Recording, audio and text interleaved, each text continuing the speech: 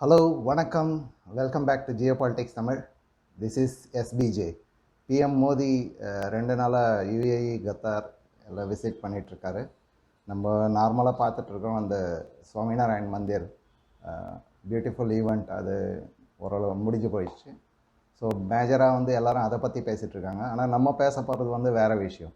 ஏன்னா 2 நாள் ஒருத்தர் அதுவும் பிஎம் மோடி 2 நாள் யுஏ அதாவது வெளிநாடு போகிறாருனாக்க அவர் சாதாரணமாக இந்த மாதிரி ஒரு சின்ன ஒரு நோக்கத்தோடு போக மாட்டார். அதுக்கு பின்னாடி பெரிய ஒரு பிளானிங் இருக்கும் அவர்கிட்ட.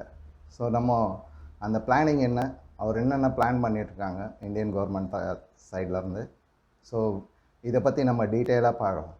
இந்த டீட்டெயில் பார்க்குறதுக்கு முன்னாடி ஒரு 4 இம்பார்ட்டண்ட் பாயிண்ட்ஸ் நம்ம கொஞ்சம் புரிஞ்சுக்கணும். ஒன்று பைலேட்ரல் ட்ரேடு, இருதரப்பு வர்த்தகம்னு சொல்லுவாங்க. 2 கண்ட்ரீஸுக்கு நடுவில் வர்த்தகம், இன்வெஸ்ட்மெண்ட் அண்ட் ட்ரேட் இருக்குது இல்லைங்களா, அதை இம்ப்ரூவ் பண்ணுறதுக்காக நம்ம ட்ரேடு பேரியர்ஸ் எல்லாம் சரி பண்ணணும். அது சரி பண்ணால் தான் 2 சைடும் இம்ப்ரூவ்மெண்ட் ஆகும். இம்போர்ட் ஆகட்டும், எக்ஸ்போர்ட் ஆகட்டும். இது ரெண்டுமே இம்ப்ரூவ் பண்ணுறதுக்காக சில பேரியர்ஸ் எல்லாம் இது பண்ணணும். அந்த பேரியர்ஸில் மெயினாக வர்றதுன்னு பார்த்தீங்கன்னாக்கா ட்ரேடு எக்ஸைஸ் டியூட்டிஸ்லாம் இருக்குது இல்லைங்களா, இம்போர்ட் எக்ஸ்போர்ட்டுக்கு அந்த டியூட்டிஸு. அதுக்கப்புறமா ஒரு கண்ட்ரியும் நம்ம பெட்ரோல் வாங்குகிறோன்னாக்கா ஒரே கண்ட்ரியில் வாங்க மாட்டோம், வேறு கண்ட்ரியில் ஒரு ரேஷியோவில் வாங்குவோம். அந்த மாதிரி ஒரு ரேஷியோ செட் பண்ணுறது 2 கண்ட்ரிக்கு நடுவில், எந்தெந்த ஐட்டம்ஸ்க்கு எவ்வளோ ரேஷியோவில் வாங்கணும், எக்ஸ்போர்ட் பண்ணணும் இல்லை இம்போர்ட் பண்ணணும், அந்த மாதிரி. அதுக்கப்புறமா ப்ரையாரிட்டிஸ், எது ப்ரையாரிட்டி கொடுக்கணும், எது ஃபாஸ்ட்டாக பண்ணணும், அந்த மாதிரி ஒரு ப்ரையாரிட்டிஸ். அதுக்கப்புறமா அதுக்கு நடுவில் இருக்கிற கண்ட்ரோல்ஸ், கவர்மெண்ட் லீகல் இஷ்யூஸ் எல்லாம் இருக்கும் இல்லைங்களா, அதெல்லாம் இந்த பேரியர்ஸ் எல்லாம் சரி பண்ணாக்கா ட்ரேடு இம்ப்ரூவ் ஆகும். ஸோ இந்த பைலேட்ரல் ட்ரேடு அக்ரிமெண்ட்ஸ் இதுக்காக தான் பண்ணுறாங்க. ஸோ இது ஒன்று நம்ம ஞாபகத்தில் வச்சுக்கணும். நம்ம அந்த மோடி விசிட் பற்றி நம்ம இன்னும் பேசுகிறதுக்கு முன்னாடி இந்த ஒரு 4 பாயிண்ட் சொன்னோம் இல்லைங்களா, அதில் ஃபஸ்ட்டு பாயிண்ட் பைலேட்ரல் ட்ரேட், இது ஞாபகம் வச்சுங்க. ரெண்டாவது trade balance deficit or surplus. Trade பேலன்ஸ்ன்றது வர்த்தக சமநிலைன்னு சொல்லலாம். 2 கண்ட்ரிக்கு நடுவில் ஒரு வர்த்தகம் நடக்குது. இப்போ நான் 100 ரூபாய்க்கு எக்ஸ்போர்ட் பண்ணுறேன், அதே மாதிரி 100 ரூபாய்க்கு இம்போர்ட் பண்ணுறேன்னா அது ஈக்குவலாக இருக்குதுன்னு வச்சுங்க. சப்போஸ் 100 ரூபாய்க்கு எக்ஸ்போர்ட் பண்ணுறோம், ஆனால் 200 ரூபாய்க்கு இம்போர்ட் பண்ணுறோன்னா நம்ம டெஃபிஷியட்டில் இருக்கிறோம், பற்றாக்குறை. நம்ம கம்மியாக எக்ஸ்போர்ட் பண்ணுறோம், அதிகமாக இம்போர்ட் பண்ணுறோம். இன்னொரு கேஸ் நம்ம 100 ரூபாய்க்கு எக்ஸ்போர்ட் பண்ணுறோம், 200 ரூபாய்க்கு எக்ஸ்போர்ட் பண்ணுறோம், ஆனால் 100 ரூபாய்க்கு தான் இம்போர்ட் பண்ணுறோன்னா நம்ம சர்ப்ளஸில் இருக்கிறோன்னு அர்த்தம். ஸோ இந்த ட்ரேட் பேலன்ஸ் எல்லா கண்ட்ரியும் அவங்களது சர்ப்ளஸில் இருக்கணும்னு யோசிப்பாங்க. பட் யூஸ்வலாக இதுதான் நடக்கும். அண்டு ஈவன் அந்த அவங்கக்கிட்ட இருக்கிற ப்ராடக்ட்ஸை பொறுத்த இருக்குது, எல்லாமே வேறு காரணத்தினால இது ப்ளஸ் மைனஸில் எப்போவுமே இருக்கும், டிஃபிஷிட் ஆர் சர்ப்ளஸ்.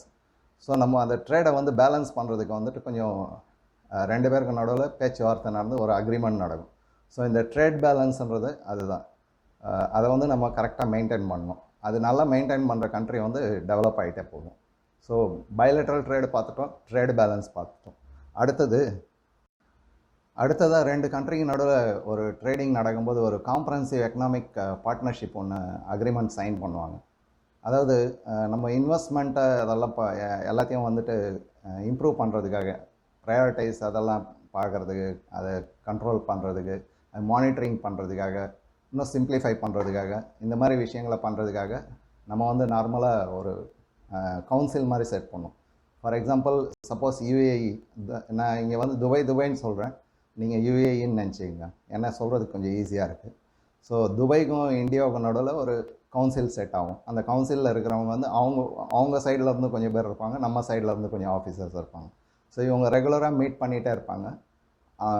துபாய் சைட்லேருந்து அவங்க எது ப்ரையாரிட்டி இன்னும் கொடுக்கணும், எது எக்ஸ்போர்ட்ஸ்க்கு நல்ல அவங்களுக்கு இந்தியாவில் ரிக்குவயர்மெண்ட்ஸ் இருக்குது, அதை எப்படி டெவலப் பண்ணுறது, அதுக்கான ஸ்கீம்ஸ் எல்லாம் என்ன பண்ணுறது, அந்த மாதிரி அவங்க யோசிப்பாங்க.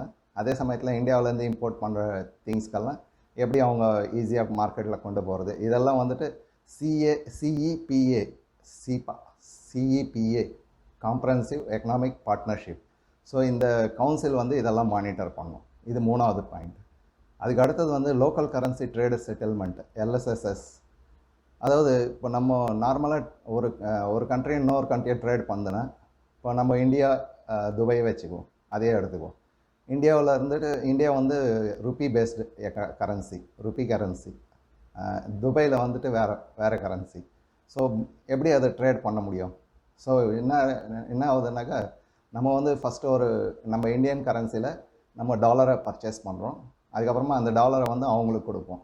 அவங்க என்ன பண்ணுவாங்க, டாலரை சேல் பண்ணிவிட்டு அவங்க கரன்சியாக கன்வெர்ட் பண்ணிக்குவாங்க. ஸோ இதனால் என்னென்ன ஆகுதுனாக்கா, ரொம்ப டிலே ஆகுது, ப்ளஸ் அடிஷ்னலாக எக்ஸ்பென்சிவ். ஏன்னா இப்போ நம்ம கரன்சி வாங்குகிறோம், டாலருக்கு எக்ஸ்சேஞ்ச் ரேட் வந்து நம்மளுக்கு லாஸு. அதே மாதிரி அவங்க டாலரை சேல் பண்ணி அவங்க கரன்சியில் பண்ணும்போது அவங்களுக்கும் லாஸ். ஸோ ரெண்டு சைட்லேயுமே லாஸ் ஆகுது. இது ஒரு ரீசன். ரெண்டாவது வந்து அடிக்கடி வந்து எக்ஸ்சேஞ்ச் ரேட் வந்து சேஞ்ச் ஆகிட்டே இருக்குது. ஸோ இதனால் வேறு சில ப்ராப்ளம் வருது. சப்போஸ் நான் இன்றைக்கி ஒரு ட்ரேட் அக்ரிமெண்ட் பண்ணுறேன்னு வச்சுங்க, துபாயில் இருக்கிறவங்களோட. அப்போது இன்றைக்கி டாலர் ரேட் பேஸில் நான் ஃபிக்ஸ் பண்ணலாம். நான் எக்ஸ்போர்ட் பண்ணுற டைமுக்கு வந்து டாலரோட வேல்யூ அதிகமாகிடும், இந்தியன் கரன்சி கம்மியாயிரும். அப்போ என்னென்னா எனக்கு லாஸ் ஆகும். அதே மாதிரி அவங்க வந்து ஒரு டாலர் ரேட்டு அன்றைக்கி ரேட் படி அவங்க எக்ஸ்பெக்டட் மேபி 1 மந்த்துக்கு அப்புறமா இந்த ரேட் இருக்குன்ற எக்ஸ்பெக்டேஷன் அவங்க அக்ரிமெண்ட் பண்ணுவாங்க. பட் சப்போஸ் அவங்களுக்கு டாலர் அதிகமாகிடுச்சு, வேல்யூ அதிகமாகிடுச்சு, அவங்களது கரன்சி கம்மியாகிடுச்சுனாக்கா, அப்போ அவங்க வந்து அந்த லாஸை பேர் பண்ணி ஆகும்.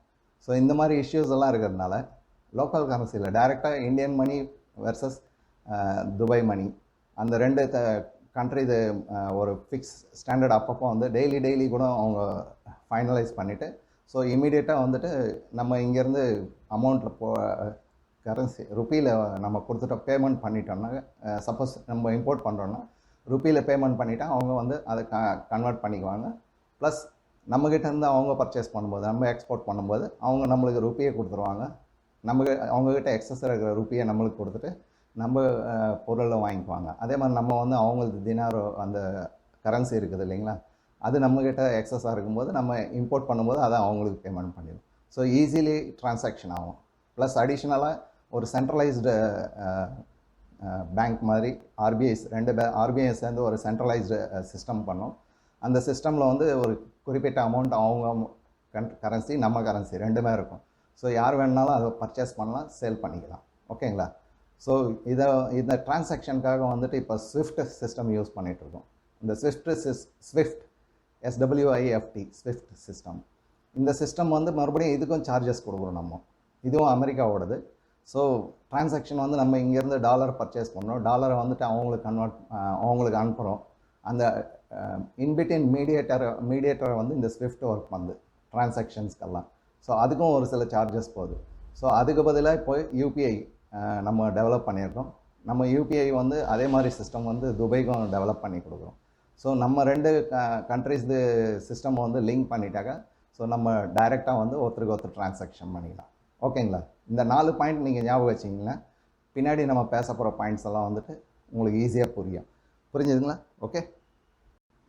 இந்த first point comprehensive economic partnership agreement சொன்னேன் இல்லைங்களா, இது இந்தியாவுக்கும் துபாய்க்கும் நடுவில் February 2022 சைன் ஆயிடுச்சு. And already it is applicable. அவங்க ஒர்க் பண்ணிகிட்ருக்காங்க. ஒரு UAE இந்தியா டெக்னிக்கல் கவுன்சில் ஒரு சிஸ்டம் இருக்குது, அது மானிட்டர் பண்ணிகிட்ருக்கு, ஸ்ட்ரீம்லைன் பண்ணிகிட்ருக்கு எல்லாத்தையும். ஸோ CEPA வந்து டியூட்டி ஃப்ரீ ஆக்சஸ். துபாயில் வந்துட்டு டியூட்டி ஃப்ரீ ஜோன்ஸ் நிறையா இருக்குது. அதாவது அவங்க கண்ட்ரிக்கு இம்போர்ட் பண்ணிவிட்டு அவங்க வந்து வேறு கண்ட்ரீஸ்க்கெல்லாம் டிஸ்ட்ரிபியூட் பண்ணுவாங்க, மிடில் ஈஸ்ட்டில், வேறு ஆஃப்ரிக்கன் கண்ட்ரிஸ் அந்த மாதிரிலாம். ஏன்னா அவங்கக்கிட்ட வந்து எக்ஸஸாக பணம் இருக்குது, பெட்ரோல் வித்த பணம். ஸோ அவங்க வந்து அதை வந்து ட்ரேடுக்கு யூஸ் பண்ணுறாங்க அந்த அமௌண்ட்டு. ஸோ நம்மளுக்கு வந்துட்டு இன்வெஸ்ட்மெண்ட் வேணும், ட்ரேடு பண்ணுறதுக்கு. நம்ம வந்து கிரெடிட்லாம் கொடுக்க முடியாது. So someone need to be invested.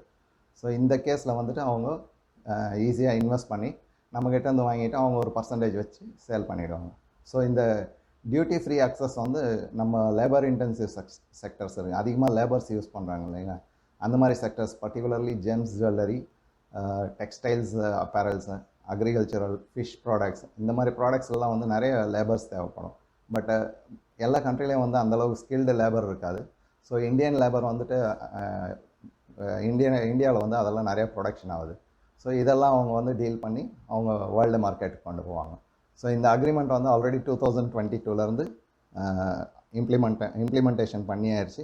அது நடந்துகிட்ருக்கு. இன்னும் ஃபைன் டியூன் பண்ணிகிட்ருக்காங்க. ஓகேங்களா? அடுத்ததான் நான் சொன்ன அந்த local currency settlement, Indian rupee, UAE dirham, cross border டிரான்சாக்ஷனுக்காக இதெல்லாம் வந்து ஸ்பெஷலி வந்து ட்ரேட் செட்டில்மெண்ட்ஸ்க்காக தான் யூஸ் பண்ணாங்க. அங்கே லோக்கல் பர்ச்சேஸ் அந்த மாதிரி இப்போ ஒரு லோக்கலில் கடையில் போகிறோன்னா அந்த பர்ச்சேஸ் அதை பற்றி இல்லை. மேஜராக வந்து 2 கண்ட்ரிக்கு பிட்வீன் ட்ரேட் நடக்குது இல்லைங்களா, அந்த எக்ஸ்போர்ட்டர்ஸோ இம்போர்ட்டர்ஸோ அவங்களோட செட்டில்மெண்ட்ஸ் வந்து இந்த இந்தியன் ருப்பி அண்ட் யுஏஇ திரஹம் அவங்களோட கரன்சி. ஸோ அதில் செட்டில் ஆகும். நான் ஆல்ரெடி சொன்ன மாதிரி சென்ட்ரல் பேங்க்ஸ் ரெண்டுமே வந்து சேர்ந்து இந்தியா யூபிஐயும் யுஏஇ இது இன்ஸ்டன்ட் பேமெண்ட் பிளாட்ஃபார்ம் அந்த மாதிரி ஒரு சிஸ்டம் ரெடி பண்ணியிருக்காங்க. ஸோ ரூபேலேருந்து யுஏஇ ஸ்விட்ச், ரூபே ஸ்விட்ச் ரெண்டுத்தையும் லிங்க் பண்ணி ஸோ செட்டில்மெண்ட்ஸ் எல்லாம் ஈஸியாக நடக்கிற மாதிரி இப்போது கம்ப்ளீட்டாக ஒரு பிளான் ஒர்க் அவுட் பண்ணி இப்போ சைன் ஆகிருக்கு. ஸோ 2023 இப்போது நம்ம ரீசெண்டாக ஸோ 2023 இது ஒர்க் பண்ணிகிட்ருக்காங்க. இது ஃபைனலாக இப்போ வந்து சைன் ஆகிடுச்சு. ஸோ இதுக்கப்புறமா வந்து நீங்கள் ஏற்கனவே அந்த ஃபோட்டோ ஒன்று பார்த்துருப்பீங்க. ஸோ இமேஜஸ் சோஷியல் மீடியாலலாம் இதெல்லாம் நியூஸ்லலாம் பார்த்துருப்பீங்க. ஸோ இந்த சிஸ்டம் வந்து இப்போது இம்ப்ளிமெண்டேஷன் ஸ்டார்ட் ஆகிடும். ஓகேங்களா? சரி, இன்னும் கொஞ்சம் டீப் டைவ் பண்ணுறதுக்கு முன்னாடி ஒரு இன்ட்ரெஸ்டிங்கான ஒரு விஷயம். ஆல்ரெடி நீங்கள் சோஷியல் மீடியாவில் நீங்கள் பார்த்துருப்பீங்க. அவர் வந்து ருபே கார்டு அந்த சவுதி துபை கிங் யூஸ் பண்ணுற சவுதி கார்டு நம்பர் வந்து 1971. இது ஸ்பெஷலாக வந்து பர்டிகுலராக ஒரு இந்த கார்டு எதுக்கு செலக்ட் பண்ணாங்கன்னாக்கா 1971 வரலாம் வந்துட்டு அரப் கண்ட்ரீஸில் வந்து இந்தியன் ருப்பி வந்து ஈஸியாக இருந்தது, எல்லாருமே யூஸ் பண்ணிகிட்டு இருந்தாங்க. அதுக்கப்புறமா தான் 1971 வந்து டாலர் எப்போது இன்டர்நேஷ்னல் ட்ரேடிங் கரன்சியாக மாறிச்சோ அதுக்கப்புறமா வந்து இதெல்லாம் கொஞ்சம் கொஞ்சமாக குறைஞ்சி நம்ம இதுவாகிட்டு. ஸோ 1971 முன்னாடியே மறுபடியும் நம்ம ரிட்டர்ன் போகிறோன்றத சிக்னிஃபிகன்ஸாக ஒரு இது மாதிரி நம்ம ரிட்டர்ன் போகிறோன்றதை வந்து காமிக்கிறதுக்காக இந்த 1971 கார்டை வந்து செலக்ட் பண்ணியிருக்காங்க. ஏன்னா இன்ட்ரெஸ்டிங்கான இன்ஃபர்மேஷன் இல்லைங்களா? இப்போ இதுவரையில் நம்ம பார்த்ததெல்லாம் வந்து ஜென்ரல் இன்ஃபர்மேஷன்ஸ். இப்போ நம்ம பர்டிகுலராக ஒரு டேட்டா பேஸ்டு இன்ஃபர்மேஷன் பார்க்குறோம். ஃபஸ்ட்டு எக்ஸ்போர்ட் இம்போர்ட் பார்க்கலாம். எக்ஸ்போர்ட் வந்து இப்போது இந்தியாவோடது வந்து அரௌண்டு $30 பில்லியன் 2023 எண்டில் 23-24 $30 பில்லியன் ரீச் ஆகிடும் எக்ஸ்பெக்ட் பண்ணுறாங்க. அதே மாதிரி எக்ஸ்போர்ட் $30 பில்லியன், இம்போர்ட் வந்து அரௌண்டு 50-55 நியரஸ்ட் இருக்குது. ஸோ ஓவரால் வந்து நம்மளோட ட்ரேடு வந்து பைலேட்ரல் ட்ரேடு முதல்ல சொன்னேன் இல்லைங்களா, பைலேட்ரல் ட்ரேடு வந்து $85 பில்லியன் இருக்குது. இப்போ வச்சிருக்கிற டார்கெட் வந்து இதுவரை 100 பில்லியனுக்கு கொண்டு போகணுன்றது. இது ஃபஸ்ட்டு பாயிண்ட்டு. ரெண்டாவது வந்து ட்ரேட் டெஃபிசிட் இம்பேலன்ஸ் இருக்குது இல்லைங்களா, நம்மளோட இம்போர்ட் வந்து அதிகமாக இருக்குது, எக்ஸ்போர்ட் கம்மியாக இருக்குது. ஸோ நம்ம ஆல்ரெடி அவங்களாம் கூட பேசிகிட்ருக்கோம் எந்தெந்த ப்ராடக்ட்ஸ் வந்து நம்ம அதிகமாக இன்க்ரீஸ் பண்ணால் ஓரளவுக்கு ட்ரேட் பேலன்ஸ் பண்ணி போக முடியும். ரொம்ப இப்போ வந்து கிட்டத்தட்ட $15-20 பில்லியன் வந்து ட்ரேட் டெஃபிஷியட், நம்ம வந்து டெஃபிஷியட்டில் இருக்கிறோம். அவங்களுக்கு சர்ப்ளஸ், நமக்கு வந்து டெஃபிஷிட். ஸோ இதை எப்படி இம்பேலன்ஸ் பண்ணுறதுன்றது வந்து ஒரு பேச்சுவார்த்தை நடந்துருக்கு. ஸ்பெஷலி நம்ம அந்த மேன் பவர் அதிகமாக யூஸ் பண்ணுற செக்டர்ஸ் இருக்குது இல்லைங்களா, textile, engineering products, automobiles, pharmacy, இதெல்லாம் வந்துட்டு அங்கே ப்ரொடக்ஷன் இல்லைன்றதுனால அவங்க ட்ரேடிங்கும் பண்ணலாம், ப்ளஸ் அவங்க கண்ட்ரிலையும் யூஸ் பண்ணலாம். அதை எப்படி அதிகமாக பண்ணுறது, எங்களுக்கு ப்ரையாரிட்டி கொடுங்கன்ற மாதிரி ஒரு பேச்சு நடந்துருக்கு. ஸோ பாசிபிளி 2025 ட்ரேடு பேலன்ஸையும் பண்ணணும், ப்ளஸ் அடிஷ்னலாக வந்து $100 பில்லியன் அச்சீவ் பண்ணணுன்றது நம்மளோட டார்கெட். அதுக்கு அடுத்தது வந்துட்டு என்ஆர்ஐஸ் வந்து நம்ம கண்ட்ரி ஸ்கில்டு பீப்புள்ஸ் வந்து அங்கே ஒர்க் பண்ணிகிட்ருக்காங்க. ஸோ ஹையஸ்ட் பார்த்திங்கன்னா துபாயில் தான் அதிகமாக ஒர்க் பண்ணுறாங்க. 35 lakhs பீப்புள் ஒர்க் பண்ணிகிட்ருக்காங்க. இது ஐ திங்க் 2017-21 இந்த டேட்டா. ஸோ அதை வந்து இன்னும் இன்க்ரீஸ் பண்ணுற மாதிரி. ஸோ நமக்கு வந்து என்ஆர்ஐ அங்கே ஒர்க் பண்ணும்போது நமக்கு ரெமிட்டன்ஸ் வரும் இந்தியாவுக்கு. ஸோ அதில் பார்த்திங்கன்னாலும் துபாயிலேருந்து தான் அதிகமாக வருது இந்தியாவுக்கு. அதாவது அங்கே ஒர்க் பண்ணுற நம்ம ஸ்கில்டு பர்சன்ஸ் எல்லாம் அவங்க செலவு போக ஒரு மிச்சம் ஒரு அமௌண்ட்டை வந்துட்டு அவங்க இந்தியாவுக்கு அவங்க வீட்டுக்கு அனுப்பி வைப்பாங்க, இல்லை சேவிங்ஸில் இங்கே இன்வெஸ்ட் பண்ணுவாங்க. ஸோ அந்த மாதிரி வர்ற அமௌண்ட்டில் 12 மில்லியன், அதாவது 13 மில்லியன் யுஏஇ தான் ஃபஸ்ட் நம்பரில் இருக்குது. ஸோ அதை இன்னும் இன்க்ரீஸ் பண்ணும்போது நமக்கு வந்து அதிகமான ஐ மீன் தினார் நம்மளுக்கு வந்து கிடைக்கும் இல்லைங்களா. ஸோ இது ஒரு டார்கெட். நிறைய 35 லேக்ஸ்லேருந்து அரௌண்ட் 50 லேக்ஸ் கொண்டு போகிற மாதிரி ஒரு ஐடியா. 2025க்கு இவங்க எல்லாம் ஒர்க் பண்ணிகிட்ருக்கு. எல்லா டேட்டாஸும் வந்து 2025க்காக டார்கெட் வச்சுருக்காங்க. அதுக்கப்புறமா ரிவைஸ் பண்ணுவாங்க அடிக்கடி. ஓகேங்களா. ஸோ 2025க்குள்ளே ஸோ அரௌண்ட் 50 லேக்ஸ் பீப்புளுக்கு வந்து எம்ப்ளாய்மெண்ட் கொடுக்குற மாதிரி ஒரு பேச்சு நடந்துருக்கு. ஸோ நமக்கு ரெமிட்டன்ஸும் அதிகமாகும். இது இல்லாமல் ஃபாரின் டைரக்ட் இன்வெஸ்ட்மெண்ட் இருக்குது இல்லைங்களா. அதாவது அவங்க வந்து நம்ம கண்ட்ரியில் இருக்கிற ஷேர் மார்க்கெட்லேயோ இல்லை ஃபேக்ட்ரிஸ்லேயோ டைரெக்டாக இன்வெஸ்ட் பண்ணுறது. ஸோ அந்த இதுலேயும் பார்த்தீங்கன்னாக்கா மிடில் ஈஸ்ட்லேயே வந்து துபாய் தான் ஹையஸ்ட் இன்வெஸ்டர். ஸோ அவங்க வந்து அதிகமாக நம்மக்கிட்ட இன்வெஸ்ட் பண்ணுற மாதிரி இன்னும் இன்வெஸ்ட்மெண்ட் அதிகம் பண்ணுற மாதிரி அவங்கக்கிட்ட வந்து எக்ஸஸாக மணி இருக்குது. ஸோ அந்த மணியை வந்துட்டு அவங்க சும்மா வச்சுருந்தா பிரயோஜனம் இல்லைங்களா. எங்கேயாவது இன்வெஸ்ட் பண்ணோம், அதிலேருந்து கொஞ்சம் சம்பாதிக்கணும். ஸோ அவங்க இன்வெஸ்ட் பண்ணலாம். ஸோ நம்ம கண்ட்ரியில் இருக்கிற நம்ம ஸ்டேட் மினிஸ்டர்லாம் துபாய்க்கு போக வேண்டிய அவசியம் இருக்காது. வேறு எங்கன்னா போய் தேடி பாருங்கள். இங்கேயே வந்துட்டு மோஸ்ட்லி ப்ரைம் மினிஸ்டர் வந்து எல்லாம் அரேஞ்ச் பண்ணிகிட்ருக்காரு. ஸோ எல்லா ஸ்டேட்டுக்கும் வந்து அந்தந்த ஸ்டேட்டுக்கு தேவையான எந்த ஐட்டம் அவங்களுக்கு பிடிக்குதோ அவங்க வந்து இன்வெஸ்ட் பண்ண போகிறாங்க. ஸோ இது ஒரு இன்ஃபர்மேஷன். ஓகேங்களா. அடுத்தது இப்போ நம்ம ட்ரேட் டேட்டாஸ் பார்த்துட்டோம், எந்தெந்த மாதிரி பிளான் ஒர்க் அவுட் பண்ணிட்டாங்க. பட் இதுக்கான இன்ஃப்ராஸ்ட்ரக்சர் அங்கே என்ன டெவலப் பண்ணிகிட்ருக்காங்க. பாரத் மார்ட்னு ஒரு திட்டம், ஒரு பிளானிங் இருக்குது. அதாவது நம்ம மால் போனோம்னா எல்லா ஐட்டம்ஸும் ஒரே இடத்துல கிடைக்குது இல்லைங்களா. அந்த மாதிரி பாரத் மார்ட்னு ஒன்று துபாயில் ஸ்டார்ட் பண்ண போகிறாங்க. நியரஸ்ட் அந்த ட்ரேட் ஃப்ரீ ஜோன்ஸ் இருக்குது. ஐ மீன் டியூட்டி ஃப்ரீ ஜோன்ஸ். அந்த மாதிரி இடத்துல வந்துட்டு இந்த இதுவும் ஏற்கனவே வந்துட்டு சைனா வந்து அங்கே இன்வெஸ்ட் பண்ணியிருக்காங்க. சைனாவது வந்து ட்ராகன் மார்ட்னு ஒரு பெரிய ஒரு காம்ப்ளெக்ஸ் ஒன்று செட் பண்ணியிருக்காங்க. ஸோ சைனாவில் ப்ரொடக்ஷன் ஆகிற எல்லா டைப்பான ப்ராடக்ட்ஸும் வந்து அங்கே டிஸ்பிளேயில் இருக்கும். அதுக்கு இல்லாமல் ஹோல்சேல் ப்ளஸ் ரீட்டைலும் இருக்கும். அங்கே கொஞ்சம் ஷோரூம்ஸ் எல்லாம் கூட இருக்கும். பர்டிகுலர் ஐட்டம்ஸ் எல்லாம் வந்து அவங்க அந்த ஷோரூம்லேயும் சேல் பண்ணுவாங்க. ஸோ இந்த மாடலில் வந்துட்டு இந்தியா வந்து பாரத் மார்ட்னு ஒரு பெரிய மெகா மால் ஒன்று கட்ட போகிறாங்க. 2025க்குள்ளே இது முடியுன்றது. ஸோ இப்போது நம்ம வந்து இங்கேருந்து ஒரு திங்ஸ் எக்ஸ்போர்ட் பண்ணுறோன்னு வைங்களேன். அங்கே போய்ட்டு ஹோல்சேலரை தேடி பிடிச்சி அவங்களெல்லாம் டிஸ்ட்ரிபியூட் பண்ண வச்சு அதெல்லாம் ரொம்ப கஷ்டமான விஷயம். ஸோ இந்த மார்ட் வந்துருச்சுன்னு வைங்களேன். அங்கே நம்ம ஒரு டாட்டா மோட்டார்ஸ் வச்சுங்க. டாட்டா மோட்டார்ஸோட ஆஃபீஸ் அங்கே இருக்கும். ஸோ அவங்களுக்கு வந்து அங்கே இருக்கிற லோக்கல் டீலர்ஸு மிடில் ஈஸ்ட் டோட்டலாக வந்து இது மிடில் ஈஸ்ட்டை கவர் பண்ணுற மாதிரி ஒரு பிளானு. ஸோ மிடில் ஈஸ்ட்டில் எத்தனை டீலர்ஸ் இருக்கிறாங்களோ அவங்க வந்து அங்கே காண்டாக்ட் பண்ணுவாங்க அவங்கள. ஸோ எத்தனை ரிக்குவயர்மெண்ட்ஸ் இருக்குதோ அவங்க வந்து அந்த அங்கே இம்போர்ட் பண்ணி அவங்க எல்லாம் ரெடி வச்சுருவாங்க.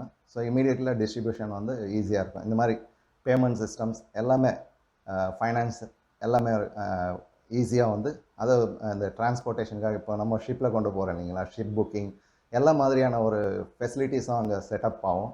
ப்ளஸ் அடிஷ்னலாக வந்து ஷோரூம்ஸும் இருக்கும். நம்ம கண்ட்ரியோட பெஸ்ட் ப்ராடக்ட்ஸ் எல்லாம் வந்து அங்கே டிஸ்பிளே வைக்கலாம். ஈவன் ரீட்டைல் சேல்ஸும் பண்ணலாம். அந்த இடத்துல ஒரு பர்டிகுலர் ஏரியா வந்து ரீட்டைலுக்காக செப்பரேட்டாக வைப்பாங்க. ஸோ அங்கே வந்து நல்ல ரீட்டைல்ஸும் பண்ணலாம். ஸோ இதெல்லாம் ஒரு மிகப்பெரிய வெற்றியை கொடுக்கும்.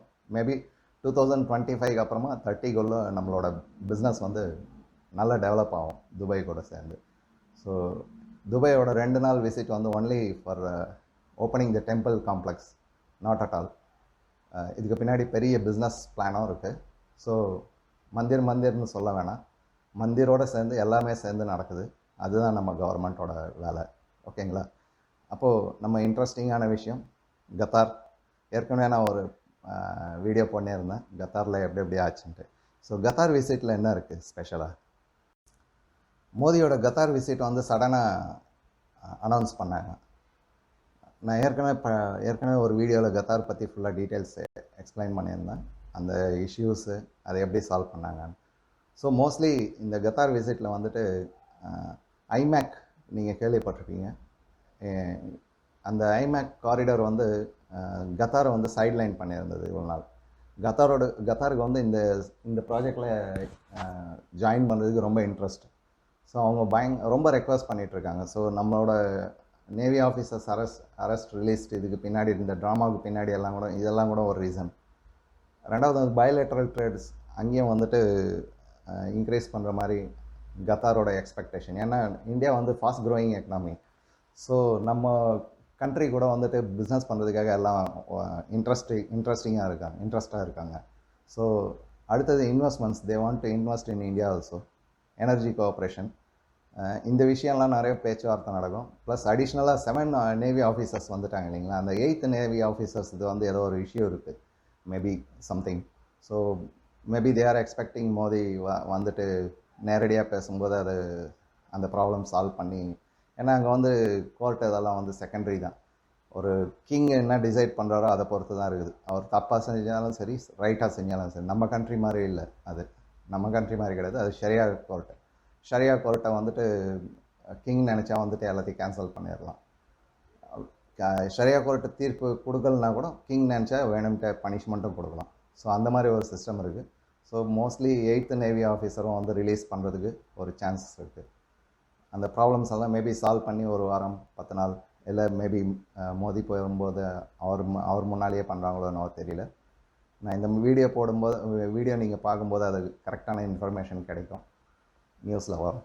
ஸோ கத்தார் வந்து இந்தியா மூலயமா, ஏன்னா கத்தாரை வந்து சைட்லைன் பண்ணி வச்சுருக்காங்க. அவங்க வந்து ரொம்ப ரேடிக்கல்ஸ், சுன்னி முஸ்லீம் கண்ட்ரி, ரொம்ப ரேடிக்கல்ஸ்ன்றதுனால நார்மலாக வந்துட்டு ஜிசிசி கண்ட்ரிஸ், அந்த கல்ஃப் கோஆப்ரேஷன் கவுன்சில் கண்ட்ரிஸ் இருக்குது இல்லைங்களா, அவங்க வந்துட்டு சைட்லைன் பண்ணியே இருப்பாங்க எப்போவுமே.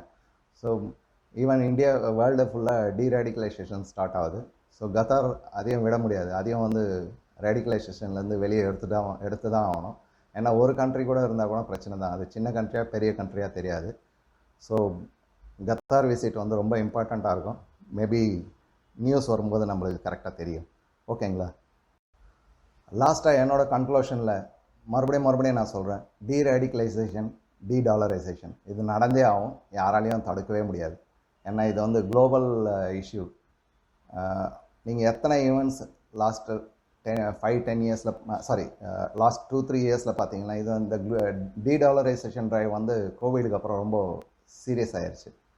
ஏன்னா ரஷ்யா யுக்ரைன் வாருக்கு அப்புறம் ரொம்ப சீரியஸ் ஆயிடுச்சு. ஏன்னாக்கா ரஷ்யா யுக்ரைன் வாரில் வந்து ரஷ்யாவது அவங்களோட அவங்களோட டாலர்ஸ் எல்லாம் இருந்ததுங்க, அதை வந்து ரிசர்வ் கரன்சியை வந்துட்டு இவங்க ஃப்ரீஸ் பண்ணிட்டாங்க.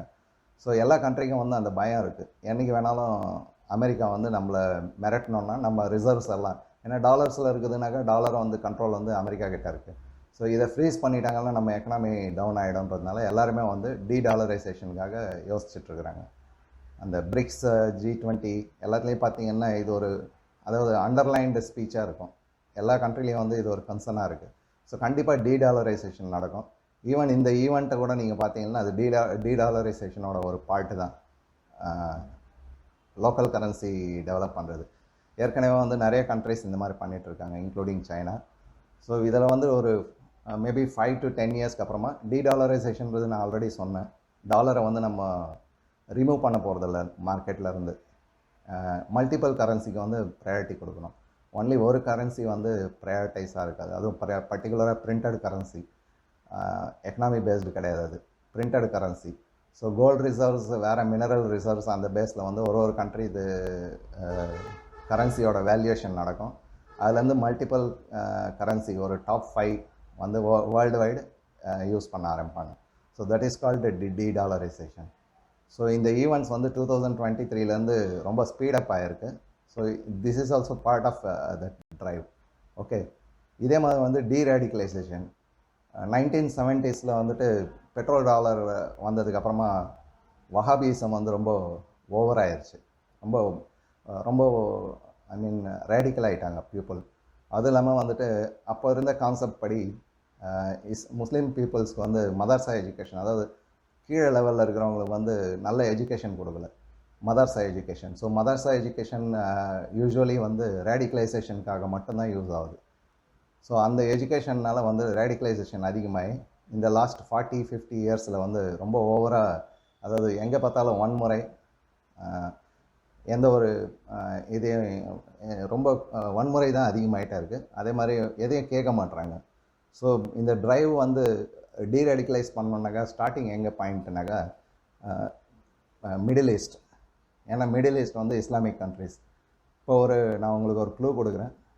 துபாய், யுனைடெட் அரபு எமிரேட்ஸ், இது வந்து கொஞ்சம் கொஞ்சமாக வந்து இஸ்லாமிக் கண்ட்ரி இல்லைங்களா இப்போ எல்லாமே கொஞ்சம் கொஞ்சமாக இவங்கெல்லாம் வந்து நார்மலாக நம்மள மாதிரி செக்குலர் கண்ட்ரிஸ் ஆகிடுவாங்க. செக்குலர்னாக்கா நம்ம அந்த இங்கிலீஷ் செக்குலர் கிடையாது, நிஜமான அதாவது இஸ்லாமிக் இல்லாமல் எல்லா ரிலீஜியனை வந்து அக்செப்ட் பண்ணுற லெவலுக்கு. ஈவன் இந்த மந்திர் ஸ்டார்ட் பண்ணுறது வந்து ஃபஸ்ட் டைம்ன்றதுனால இதுவும் வந்து அதோட ஒரு பார்ட்டு தான், இந்த ட்ரைவோட பார்ட்டு தான். எல்லா ரிலீஜியனும் வந்து ஈக்குவலாக அக்செப்ட் பண்ணுற ஒரு மைண்ட் செட்டை வந்து க்ரியேட் பண்ணுறது தான் இந்த டீரேடிகலைசேஷனோட ட்ரைவோட முக்கியமான நோக்கம். ரெண்டாவது வந்து எஜுகேஷன், அதாவது நார்மல் எஜுகேஷன், மதர்ஸ் எஜுகேஷன் கொஞ்சம் கொஞ்சமாக போயிடும், வஹாபி சிஸ்டம் போயிடும், ஈவன் இந்த கரெக்டட் ஹோலி புக்ஸ் எல்லாம் போயிடும், ஒரிஜினல் ஹோலி புக்ஸ் வரும். அதுக்கப்புறமா அவங்கவுங்க ரிலீஜியனை மட்டும் அவங்க ஃபாலோ பண்ணுங்கள், பட் இன்னொரு ரிலீஜனை அட்டாக் பண்ணுறது, இன்சல்ட் பண்ணுறது இதெல்லாம் வந்து சால்வ் பண்ணுங்கள், இதெல்லாம் விடுங்க அப்படின்ற மாதிரி கொஞ்சம் கொஞ்சமாக பப்ளிக்கை வந்து மாற்றணும். ஸோ இந்த டீரேடிகலைசேஷன் ட்ரைவில் வந்துட்டு இந்த ஈவெண்ட்டும் வந்து ஒரு முக்கியமான பார்ட்டாக இருக்கும். ஸோ ஏற்கனவே பார்த்த மாதிரி மிடில் ஈஸ்டில் வந்துட்டு maximum petrol crude oil based economy. So petrol crude oil வந்து மேக்ஸிமம் வந்து இந்த கிங்ஸ் எல்லாம் இருக்கிறீங்களே அவங்க ரிலேஷன்ஸ்து கண்ட்ரோலில் இருக்கும், ப்ளஸ் மேஜர் ட்ரேடெல்லாம் வந்துட்டு அவங்க ரிலேஷன்ஸ்து கண்ட்ரோலில் இருக்கும். ஸோ கீழே இருக்கிறவங்கலாம் ரொம்ப புவராக இருப்பாங்க, அதனால் அவங்கள ரேடிகலைஸ் பண்ணுறது வந்து ரொம்ப ஈஸி. வேற நீங்கள் இந்தியாவெலாம் பார்த்தீங்கன்னா ரேடிகலைஸ் பண்ண முடியாது ஹிந்துஸ் எல்லாம். அதுக்கு மெயின் ரீசன் என்னன்னாக்க ஏதாவது ஒரு வேலை செஞ்சு பழச்சிக்குவாங்க, சின்னதாக ஒரு காய்கறி விற்றோ இல்லை சின்னதாக ஒரு ட்ரேடு எம்எஸ்எம்இ செக்டரில் ஏதோ ஒரு சின்ன ஃபேக்ட்ரி வச்சோ அவங்க பழச்சிக்குவாங்க. இந்த மாதிரி ஆப்ஷன் வந்து அங்கே கிடையாது. ரெண்டாவது வந்து இந்தியாவில் வந்து மியூசிக், ஆர்ட் அந்த மாதிரி வேறு நிறைய விஷயம் இருக்குது நம்ம ஏர்ன் பண்ணுறதுக்காக. வேற அங்கே வந்து எல்லாமே பேன் பண்ணியிருக்கிறதுனால அவங்களுக்கு ஏர்னிங் கெப்பாசிட்டியே இல்லை, எதுவுமே ஏர்ன் பண்ண முடியாது. ஸோ யூஸ்வலாக வந்து ட்ரக்கு, வெப்பன்ஸு எல்லாருமே இதில் தான் போயிட்டுருக்காங்க. ஸோ இந்த ட்ரேடெல்லாம் அதிகமாகும் போது அங்கேயும் சின்ன சின்ன மேனுஃபேக்சரிங் இல்லை ட்ரேடிங்லாம் ஸ்டார்ட் ஆகும்போது அந்த கீழே லெவலில் இருக்கிறாங்க இல்லைங்களா இந்த ரேடிக்கல் பீப்புள்ஸ், அவங்க வந்து கொஞ்சம் கொஞ்சமாக ரேடிகலைசேஷன், டீரேடிகலைஸ், அதாவது மதவெறியை விட்டு அடிப்படைவாதத்தை விட்டு வெளியே வருவாங்கன்றது ஒரு கான்செப்ட். அந்த கான்செப்ட் வந்து நெக்ஸ்ட் 10 இயர்ஸில் வந்து கண்டிப்பாக நடக்கும். இது யாராலையும் தடுக்கவும் முடியாது, இன்க்ளூடிங் இந்தியா. ஸோ இஸ்லாமிக் ரிப்பப்ளிக்ன்ற எதுவுமே இருக்காது, எல்லாமே ரிப்பப்ளிக் தான் இருக்கும். இஸ்லாமிக் கொஞ்சம் கொஞ்சமாக வந்து டவுன் ஸ்டேஜில் போகும். ஸோ டீரேடிகலைசேஷன், டீடாலரைசேஷனோட ஒரு ஈவெண்ட் தான் நம்ம இப்போ பார்க்குற இந்த மோடி சார் இது Dubai and Qatar visit. So இதை நீங்கள் ஒரு ஜியோ பாலிட்டிக்ஸ் ஈவெண்ட்டாக பாருங்கள். So you can learn lot of things. ஒவ்வொரு ஈவெண்ட் நடக்கும்போதும் உங்களுக்கு வந்து இந்த மாதிரி இந்த ஆங்கிளில் பார்த்தீங்கன்னா நிறைய ஈவெண்ட்ஸ் உங்களுக்கு புரிய ஆரம்பிக்கும். அதே மாதிரி ஏதாவது நம்ம கண்ட்ரியில் வந்து நம்ம கண்ட்ரிக்கு பிரச்சனை வருதுன்னா அதுக்கு பின்னாடி கண்டிப்பாக ஜியோ பாலிட்டிக்ஸ் கண்டிப்பாக இருக்கும். ஸோ இதையும் வந்து நம்ம மானிட்டர் பண்ணணும், நம்ம பசங்களுக்கு கற்றுக் கொடுக்கணும். இந்த லோக்கல் பிரச்சனைகளையே பார்த்துட்டு நம்ம பெரிய பெரிய இஷ்யூ எல்லாம் கண்டுக்காமல் விட்டுருக்கோம், அது இருக்கக்கூடாது இதுக்கப்புறமா ஃப்யூச்சரில். ஏன்னா ஃப்யூச்சர் வந்து குளோபல் வில்லேஜ் ஆகிடும். ஃபுல்லு குளோபல் வந்து ஒருத்தர் மேலே ஒருத்தர் டிபெண்ட் பண்ணி தான் ஆகணும். யாரும் வந்து தனியாக நிற்க முடியாது, என் கண்ட்ரி தனி, நான் என் ஸ்டேட் தனின்ட்டு நிற்க முடியாது. அந்த மாதிரி ஒரு சான்ஸே கிடையாது. எல்லோரும் வந்து ஒருத்தருக்கு மேலே ஒருத்தர் டிபெண்ட் ஆகிருக்கணும். நல்ல ஹியூமானிட்டி, அதுக்கப்புறமா கொடுத்து வாங்குறதுன்னு சொல்லுவாங்க இல்லைங்களா, நம்ம பழைய கல்ச்சரை வந்து மறுபடியும் ரிட்டர்ன் வரணும். ஸோ இதுதான் இந்த ஈவெண்ட்டில் நான் என்னோட கன்க்ளூஷன். ஸோ நீங்களும் இந்த மாதிரி இன்னும் வேறு ஈவெண்ட்ஸ் நடக்கும்போது நான் இதெல்லாம் உங்களுக்கு இன்ஃபர்மேஷன் என்னோடய சைடில் இருந்து நான் பாஸ் ஆன் பண்ணுறேன்.